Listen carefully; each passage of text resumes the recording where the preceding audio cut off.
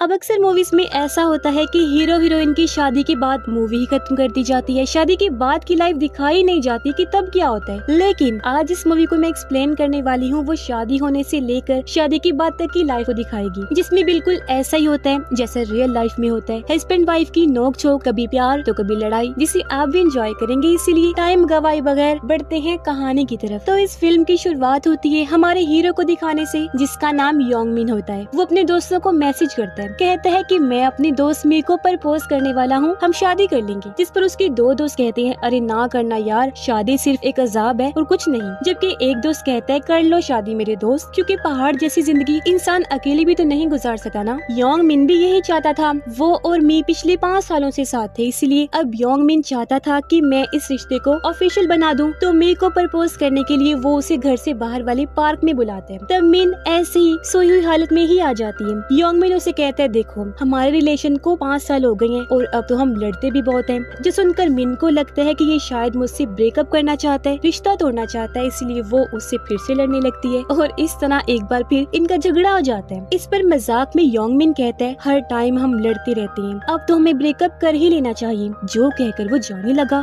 तब ये देखकर मी लड़कियों वाली चीज करने लगती है, यानी वो रोना स्टार्ट कर देती है। अब योंग मिन तो मजाक कर रहा था, साथ ही वो उसे रोता हुआ भी नहीं देख सका था, इसीलिए तुरंत घुटनों के बल बैठकर उसे मनाता है और प्रपोज कर देता है। इस पर मी भी काफी खुश हो जाती है और ये दोनों शादी कर लेते हैं। सीन शिफ्ट होकर आता है इनकी शादी की फोटो को दिखाने से, जो इनके नए घर में लगी हुई थी, यानी ये सबसे अलग रहने लगी थी और हर नए कपल की तरह हंसी खुशी अपनी जिंदगी गुजार रही थी। अब मी एक आर्ट टीचर थी, जबकि योंग मिन एक सोशल वर्कर होता है। एक दिन योंग मिन से मिलने उसकी पुरानी कॉलेज फ्रेंड आती है। उसे देखकर योंग मिन अपने बाकी दोस्तों से मिलवाने ले जाते हैं और ये सब मिलकर काफी खुश हो जाते हैं, क्योंकि कॉलेज में ये बैंड मेंबर्स हुआ करती थी, जिसमें योंग मिन गाने लिखता था और उसकी दोस्त गाना गाया करती थी। अब भी योंग मिन को गाने और पोएम्स लिखने का बहुत शौक होता है और वो लिखता भी है। अब मी की बार बार कॉल आ रही थी, इसीलिए उसके दोस्त उसे चिढ़ाते हैं कि शादी के बाद तो हर हस्बैंड बीवी से डरता है, क्योंकि वो सर पर सवार जो रहती है, और मी की भी इसलिए कॉल आ रही है ना। इस पर योंग मिन कहता है कि नहीं, ऐसी कोई बात नहीं, मी बहुत अच्छी है, बहुत प्यार से रहती है, बहुत अच्छी बीवी है। अब योंग मिन मी को कॉल करते हैं, कहता है कि मुझे अपने दोस्तों को घर लेकर आना है। मी कहती है, आज नहीं प्लीज, मैं बहुत ज्यादा थकी हुई हूँ। योंग मिन कहता है, प्लीज मान जाओ आज ही। अब उसके बार बार कहने पर वो मान गई। तब योंग कहता है, गुड मेरी जान, अब खाना ऑर्डर कर दो, मैं इनको लेकर आ रहा हूँ। मी ऑर्डर करके जब खाने का इंतजार कर रही थी, तो तब यहाँ उनकी लैंडलेडी भी आ जाती है और ये दोनों गपशप लगाने लगते हैं। कुछ समय बाद यहाँ योंग मिन अपने दोस्तों को लेकर आ जाते हैं। तब मी प्यार से बहाना लगाती है कि मैं आपका ही वेट कर रही थी, पर मी उसकी दोस्त को देखकर जेलस होने लगती है, क्योंकि योंग मिन ने उसे कभी नहीं बताया था कि मेरी फीमेल फ्रेंड भी है। और तभी यहाँ ऑर्डर वाला भी आ जाता है। घर के अंदर आने के बाद सब दोस्त बैठकर बातें कर रहे थे, जबकि मैं किचन में खाना रेडी कर रही थी। अब सभी दोस्त अपनी फीमेल फ्रेंड को गाना सुनाने के लिए कहते हैं। वो गाना गाती है और सब लोग काफी इंजॉय करते हैं, इम्प्रेस होते हैं और उसकी काफी तारीफ करते हैं। इसके बाद वो मी को भी गाना सुनाने के लिए कहते हैं, जहाँ वो पहले तो शर्माते हुए इनकार कर देती है, लेकिन फिर योंग मिन की फीमेल फ्रेंड को टॉन्ट करवाने के लिए गाना सुनाई देती है। पर उसके गाने पर सब लोग हंसने लगे, उसका मजाक बनाने लगते हैं, यहाँ तक कि उसका हस्बैंड योंग मिन भी उसका मजाक बनाता है, जिस वजह से मी काफी हर्ट होती है। खैर योंग मिन की दोस्त जब घर से जाने लगी तो वो योंग मिन को समझाते हैं कि तुम्हें अपनी वाइफ का मजाक नहीं बनाना चाहिए था, तुम जाकर उससे माफी मांग लेना। और ये भी कहते हैं कि अरे दोस्त, आज रात तो तेरी बहुत मुश्किल गुजरने वाली है। अब योंग मिन जब रूम में जाने लगता है तो मी टिश्यू का डब्बा उसके मुंह पर मारकर रूम से बाहर निकाल देती है, क्योंकि वो बहुत नाराज थी। अब योंग मिन जब पूरे घर को बिखरा हुआ देखता है तो अच्छा हस्बैंड होने का सबूत देता है, साफ सफाई करता है, बर्तन भी धोता है, जिसके बाद नहाने के लिए चला जाता है। मी जब रूम से बाहर आती है तो पूरे घर को साफ देखकर बहुत ज्यादा खुश हो जाती है। बाथरूम से बाहर झांककर योंग मिन मी की आवाज की तारीफ करता है, क्योंकि वो साफ सफाई करते हुए गाना गुनगुना रही थी। फिर योंग मिन स्माइल करते हुए शीशे पर आई लव यू लिखता है और वहाँ से चला जाता है। इसके बाद हम देखते हैं कि योंग मिन जब काम पर आता है तो उसका काम में मन ही नहीं लग रहा था, क्योंकि वो गीता लिख रहा था और अपना ज्यादा टाइम वहीं स्पेंड करना चाहता था। घर आकर भी वो गीता लिखने में बिजी होता है। तभी उसके पास मी आई, कहती है कि तुम क्या हर टाइम घर गंदा करके रखते हो, मैं खुद भी काफी थकी होती हूँ, मुझसे नहीं होती सफाई वगैरह। इस बात पर उनकी बहस हुई, जो लड़ाई बन जाती है, लेकिन रात होते ही दोनों चिपक के सो भी जाते हैं। अगले दिन दोनों मूवी देखने जाते हैं, जहाँ इन्हें मी का जूनियर मिल जाते हैं, जिसे मी योंग मिन से मिलवाती है। पर उसे देखकर योंग मिन जेलस होने लगता है, क्योंकि उसे लग रहा था कि वो उससे ज्यादा हैंडसम है क्योंकि उसकी हाइट ज्यादा है और मी भी उसे पसंद करती है। इसलिए पूरी मूवी के दौरान भी वो बार बार अनकंफर्टेबल हो रहा था, बार बार जूनियर को टॉन्ट करवाते हैं। मूवी देखने के बाद दोनों खाना खाने जाते हैं जहाँ इनकी किसी बात को लेकर लड़ाई हो जाती है। इस बारे में योंग मिन अपने दोस्तों को बताते हैं, जिस पर उसके दोस्त समझाते हैं कि मी ऐसी लड़की नहीं है और तुम बिला वजह इस बात की टेंशन ले रहे हो। उधर मी अपनी दोस्त को भी इस बारे में बताती है, कहती है कि शायद योंग मिन का मुझसे दिल भर गया है, वो मुझसे हर वक्त लड़ते ही रहते हैं। तब उसकी दोस्त उससे भी समझाती है कि आजकल योंग मिन के ऊपर काम का बर्डन है, इस वजह से वो चिड़चिड़ा हो रहा होगा, क्योंकि ये नेचुरल है। जब इंसान को दिमागी सुकून नहीं होता, टेंशन होती है, वो चिड़चिड़ा हो जाता है। इसलिए तुम्हें योंग मिन को समझना होगा। काम से योंग मिन जब घर जा रहा था तो बारिश होने लगती है, लेकिन जैसे वो अपनी गली में पहुंचता है तो मी को देखता है जो उसके लिए छतरी पकड़े खड़ी इंतजार कर रही थी। उसे देखकर योंग मिन बहुत खुश होता है और दोनों एक दूसरे से अपने अपने बर्ताव की माफी मांगते हैं और अपने घर आ जाते हैं। अगले दिन मी योंग मिन को मैसेज करके कहती है कि मैं अपनी मॉम के घर हूँ, जिस बात से योंग मिन को बुरा लगता है कि वो मुझे इन्फॉर्म किए बगैर ही चली गई। अब योंग मिन को उसकी वही सिंगर दोस्त मिलती है जिसके साथ वो बार में जाकर ड्रिंक करने लगता है। ये दोनों पूरी रात नशे की हालत में साथ रहते हैं, करीब भी आ जाते हैं। लेकिन जैसे अगली सुबह हुई योंग मिन घर वापिस आ जाते हैं, लेकिन उसे लैंड लेडी देख लेती है। उसने ये भी नोटिस कर लिया था कि योंग मिन नशे में है। तभी योंग मिन के पास उसकी दोस्त का मैसेज आता है। वो कहती है, मैं कल रात होने वाली हर चीज को भुलाना चाहती हूँ और तुमसे दोस्ती कंटिन्यू करना चाहती हूँ। योंग मिन कहता है ठीक है, मैं भी यही चाहता हूँ, जो कहकर वो सारे मैसेजेस डिलीट कर देते हैं। अगले दिन मी जब अपनी मॉम के घर से वापस आती है तो लैंड लेडी उसे कहती है, अच्छा ये तो बताओ कि तुम्हारा हस्बैंड ऐसी कौन सी जॉब करता है जहाँ सारी रात ड्रिंक की जाती है और सुबह घर आया जाता है। ये सुनकर तो मी का दिमाग ही खराब हो जाता है, क्योंकि योंग ने उसे बताया था कि मैं दोस्तों से मिलने के बाद घर वापस आ गया था, जबकि ये लैंड लेडी बता रही है कि वो सुबह वापस आया था। घर के अंदर आने के बाद वो काफी देर तक इस बारे में ही सोचती रहती है। फिर जाकर योंग मिन से इस बारे में पूछती है, लेकिन गहरी नींद में होने की वजह से वो इस बात का ठीक से जवाब नहीं देता, इसलिए मी इस बात को यही खत्म कर देती है। अगले दिन मी से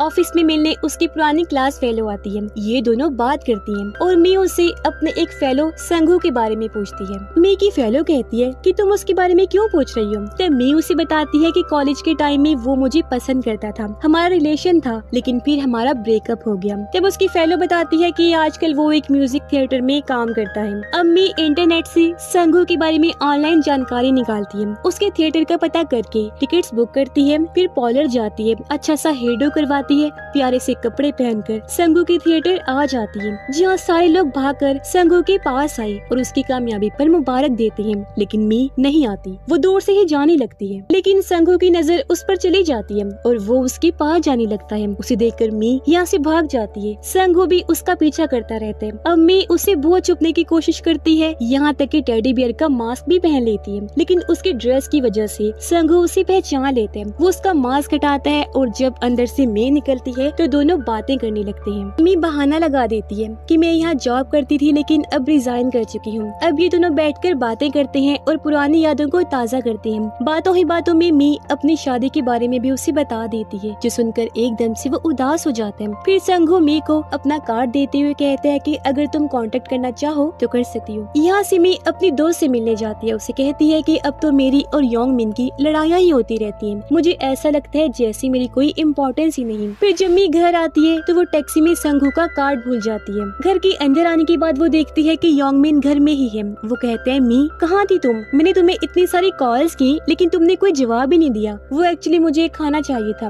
मी कहती है, हाँ मैं तुम्हें खाने के टाइम में तो याद आती हूँ बस। योंग मिन कहता है, तुम शराब पी के आई हो ना, बहुत बुरी बात है। लड़कियों को ऐसी हरकत जेब नहीं देती। उस दिन तुम क्या कर रही थी? अपने जूनियर से फ्लर्ट कर रही थी। मी कहती है, गलत इल्जाम लगा रही हो, बच्चा है वो। योंग मिन कहते हैं, 6 फीट का लड़का बच्चा नहीं होता कहीं से भी। मी कहती है, तुम्हारा खुद के बारे में क्या ख्याल है वैसे? उस रात कहाँ थी तुम? योंग मिन कहता है, मुझे याद नहीं कहाँ था। मी कहती है, लेकिन मुझे पता है उस रात कुछ तो अलग हुआ था। इतना बोलकर वो बाथरूम में चली जाती है। योंग मिन को गिल्टी फील होती है। वो कहता है, अच्छा सॉरी, आइंदा के बाद हम नहीं लड़ेंगे। तुरंत मी बाहर आती है, कहती है, मैं रोज रोज के झगड़ों से तंग आ गई हूँ। इतना कहकर वो रोने लगती है। योंग मिन उसे चुप करवाता है, फिर बड़े प्यार से गोद में उठाकर उसे बाथरूम से रूम में लेकर जाता है और सुला देता है। लेकिन मी के फोन की हिस्ट्री में योंग मिन को संगू के बारे में पता चल जाता है। वो काफी परेशान हो जाता है, उसे पूछना चाहता है कि संगू कौन है। फिर बड़ी हिम्मत करके वो उसे पूछ लेता है कि तुम्हारा और संगू का ब्रेकअप हुआ कैसे था। मी बताती है कि वो मुझे छोड़ के चला गया था,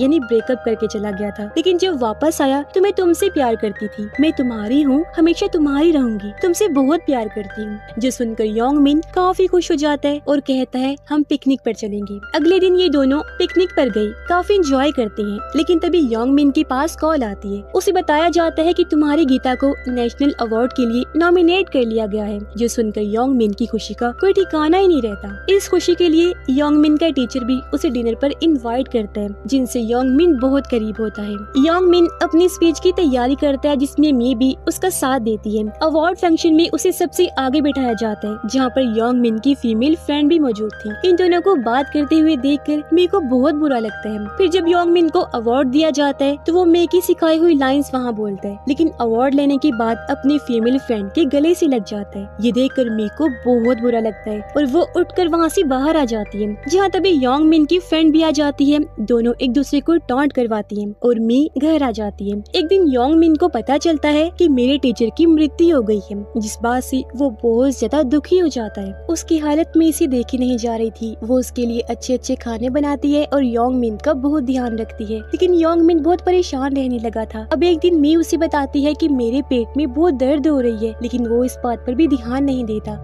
फिर जब मैं दोबारा उसे दर्द का बताती है तो वो उसे डांट देता है कि मैं सारा काम भूल जाता हूँ जब तुम मुझसे बात करती हो। जो सुनकर मी को बहुत बुरा लगता है।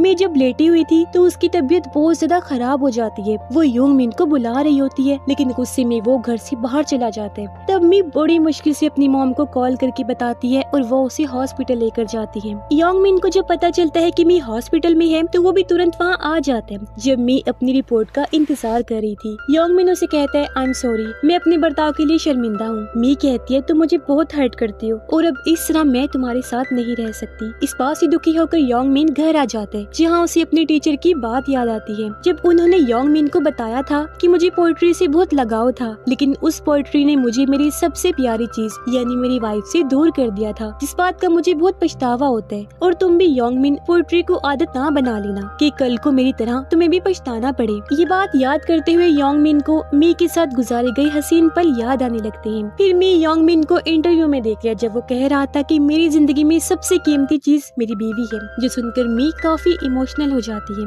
अब योंग मिन उससे मिलने आता है और उसे बताता है कि मैं तुमसे बहुत मोहब्बत करता हूँ, तुम्हारे बगैर रहने का सोच भी नहीं सकता। और कुछ इस तरह इन दोनों का रिश्ता अच्छा हो जाता है। ये दोनों काफी खुश थे। और अब हम कुछ समय के बाद का सीन देखते हैं, जहाँ मी पेंटिंग बना रही थी और हम इधर इनके प्यारे से क्यूट से बेबी को भी देखते हैं। ये एक अच्छी हैप्पी फैमिली की तरह रह रहे होते हैं और कुछ इस तरह इस कहानी की भी यहीं पर हैप्पी एंडिंग हो जाती है। अच्छा, आपको क्या लगता है, शादी से पहले की लाइफ अच्छी होती है या बाद की? अपनी राय का इजहार जरूर कीजिएगा। And finally thanks for watching.